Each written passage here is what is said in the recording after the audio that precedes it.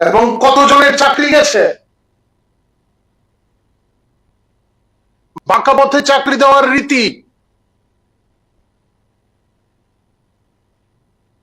সদলীয় নিজেদের আত্মীয় স্বজনের চাকরি দেওয়া বাঁকা পথে, এসবের দৃষ্টান্ত এখন নেই।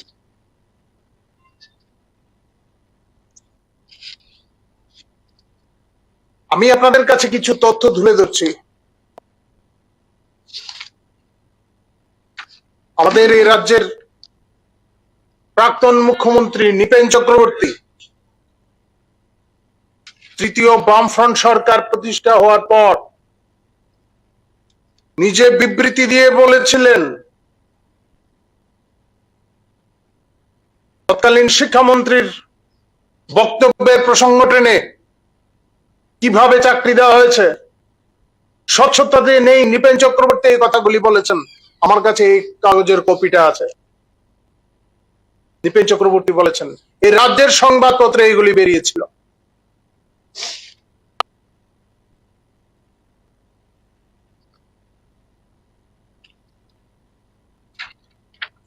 জোট জামানায় চাকরি হয়েছে। কংগ্রেস যুব সমিতি পরিচালিত যে সরকার, সেই সরকারের জামানায় চাকরি হয়েছে। চাকরি হয়েছে, কিন্তু কিভাবে চাকরি হয়েছে সেগুলিও আপনারা মোটামুটি সবই জানেন।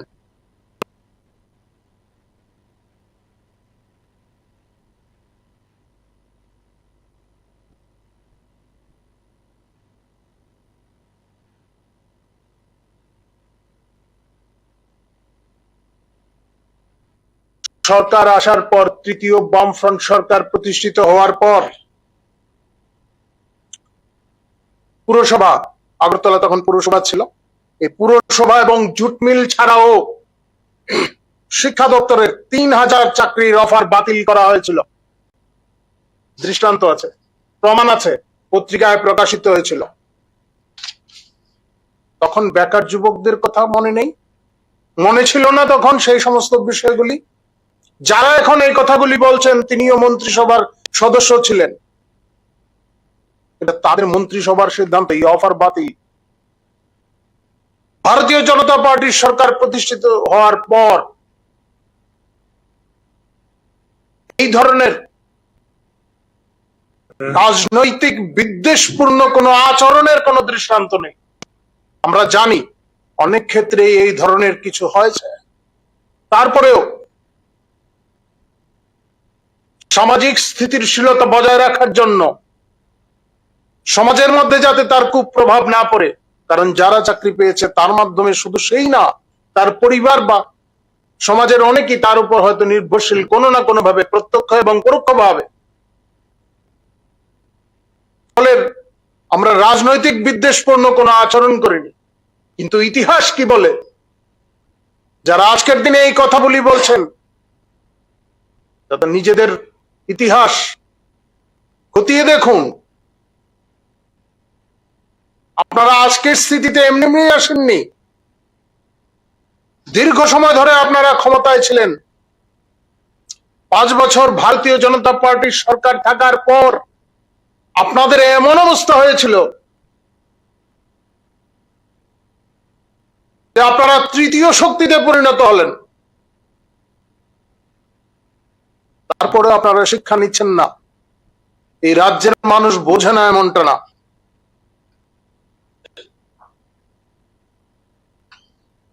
যাদের মতাদর্শগত অবস্থান সন্ত্রাস,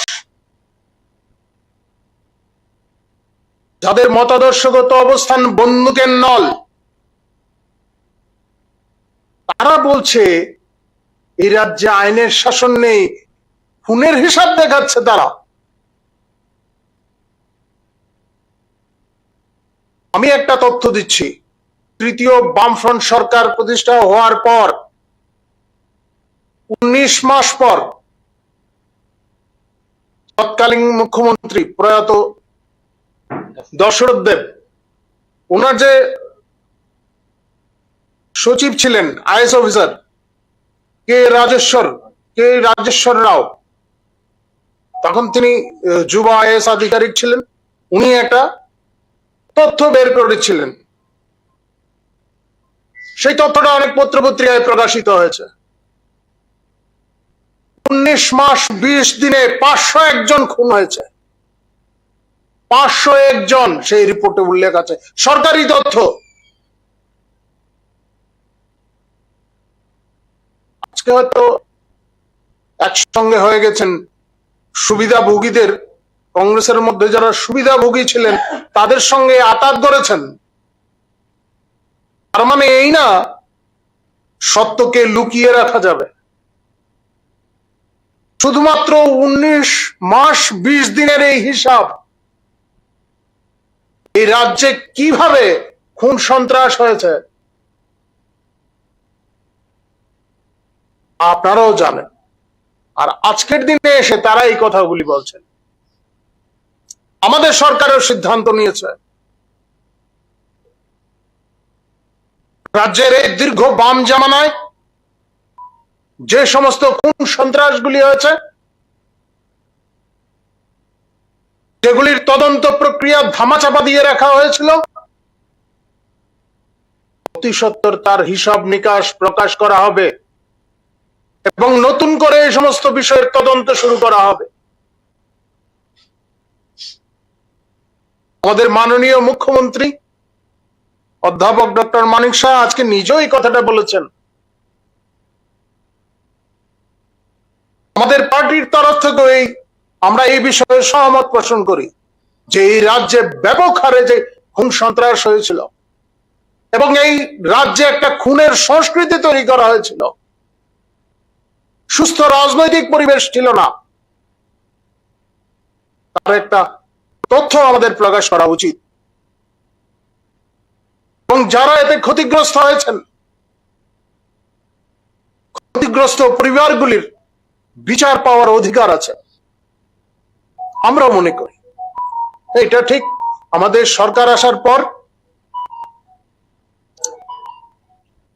যারা এই রাজনৈতিক খুন সন্ত্রাসের শিকার হয়েছেন, ক্ষতিগ্রস্ত পরিবারগুলিকে তাদের অনেক ক্ষেত্রেই আমরা সরকারি চাকরি দেওয়ার বন্দোবস্ত করেছি। আমাদের সরকার সেই ব্যবস্থা নিয়েছে, আপনারা সেগুলি জানেন, আপনারা ফলো করে এগুলি প্রকাশও করেছেন। কিন্তু দোষীদের বিচার হওয়া প্রয়োজন এবং সেই সমস্ত তথ্যগুলি প্রকাশ্যে আসা প্রয়োজন। আমাদের সরকার সেই বিষয়ে উদ্যোগ গ্রহণ করেছে।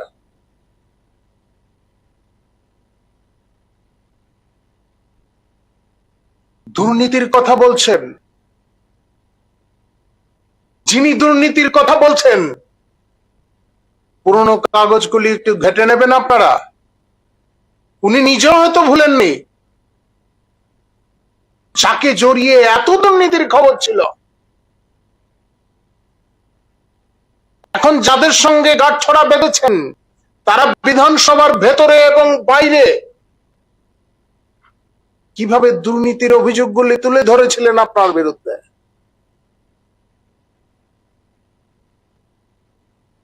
যাই হোক, এগুলি তারা ভুলে গেছেন এরকমটা না, এগুলি তারা ভুলে যাননি। শুধুমাত্র এই কথাগুলি বলে রাজনৈতিক ময়দানে তারা বেঁচে থাকার চেষ্টা করছেন, অসত্য কিছু তথ্য দিয়ে তারা শুধু টিকে থাকার চেষ্টা করছেন। তারা জানেন তারা জনবিচ্ছিন্ন। এই রাজ্যের মানুষ সব ভুলে গেছে এমনটা না, আমরাও ভুলে যাইনি। 18 নির্বাচনের আগে আমাদের কত কর্মী খুন হয়েছেন, আমরাও ভুলে যাইনি। আমরা ক্ষমা করে দিয়েছি। আমাদের কার্যকর্তারা প্রত্যুত্তর দেয়নি, আমরা ক্ষমা করে দিয়েছি, কিন্তু ভুলে যাইনি। আমরা ভুলে যাইনি। আজকে বিভিন্নভাবে জনমানুষকে আপনারা বিভ্রান্ত করতে চাইছেন। মানুষ এত সহজে আর বিভ্রান্ত হয় না। অনুধাবন করুন, কেন 5 বছরে এই হাল, তাও গাঁট ছড়া বেঁধে। যাই হোক, আমার বিশ্বাস যারা মানুষকে বিভ্রান্ত করতে চাইছেন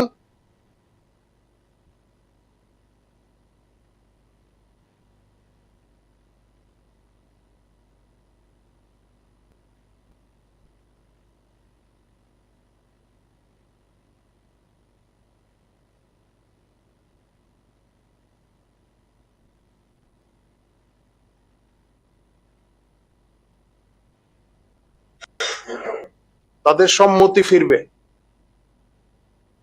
কারণ তথ্য আমাদের কাছে আছে। আমরা আরো তথ্য প্রকাশ করব। আপনাদের হল হকিকত আমরা জানি।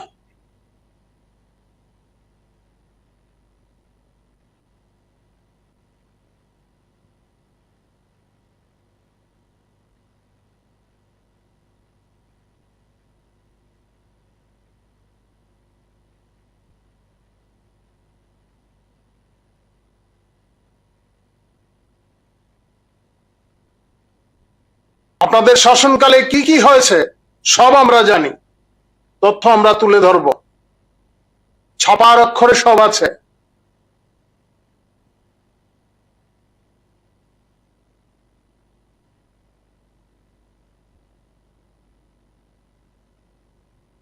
শাসন ক্ষমতা থেকে সরিয়েছি, এই যে বিরোধী দলের দায়িত্ব সেটা আপনারা পালন করছেন না।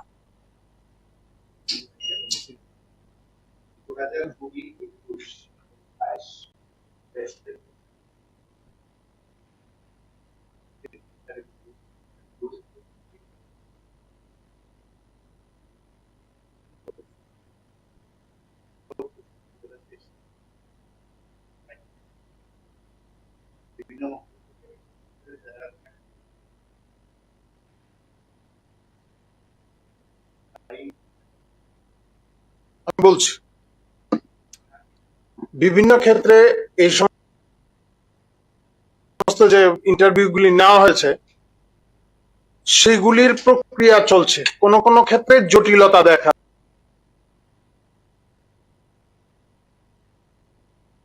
দেয়। আপনারা জানেন আগের মতে এই এত সহজে চাকরি দেওয়া যায় না। বিষয়গুলি অনেক সময় আইন দপ্তরে যায় এবং তারপরেও আইনি বিশেষজ্ঞদের সঙ্গে বিভিন্ন বিষয়ে পরামর্শ করতে হয়। এগুলির জন্য অনেক ক্ষেত্রে দেরি হয়, যাতে আইন রাজ্যে তৎকালীন সময়ে বিরোধী দলনেতা ছিলেন পশ্চিমবঙ্গ বিধানসভার সূর্যকান্ত মিশ্র, তিনি এসেছিলেন। তিনি এসে তার রাজ্যের সরকারের সম্পর্কে বলছিলেন যে 8 বছর যাবৎ শিক্ষাক্ষেত্রে নিয়োগ করা হয় না। তিনি বলছিলেন, আপনারা যারা সাংবাদিকরা ছিলেন আপনারা প্রশ্ন করেছিলেন এই রাজ্যে তো 13 বছর যাবৎ নিয়োগ করে 17 বছর যাবৎ নিয়োগ করা হয়নি। সূর্যকান্ত মিশ্র তিনি শুনে অবাক হয়ে গেছেন, বামফ্রন্ট পরিচালিত সরকারের এই অবস্থা। কয়বার ইন্টারভিউ নেওয়া হয়েছিল শিক্ষকের জন্য?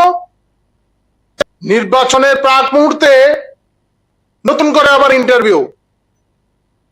এগুলি কি ভুলে গেছে রাজ্যের মানুষ? আমাদের এই ধরনের কোনো দৃষ্টান্ত নেই, কোনোদিন এরকম দৃষ্টান্ত কেউ দেখাতেও পারবেন না। আমাদের সরকার মানুষের সরকার, আমাদের সরকার।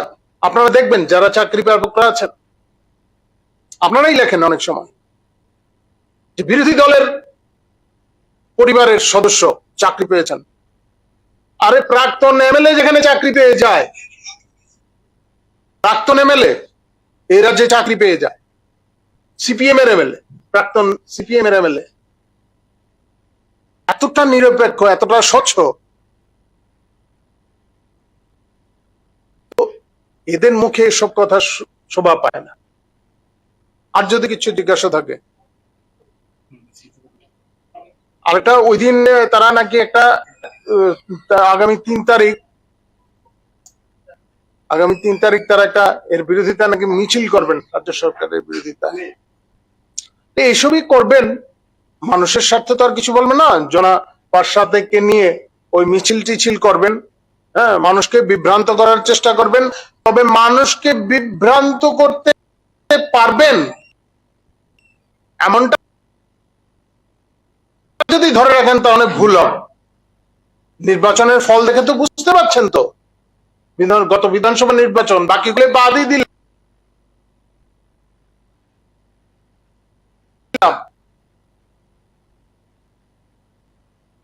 জামানত তো বাজাতে পারছেন না।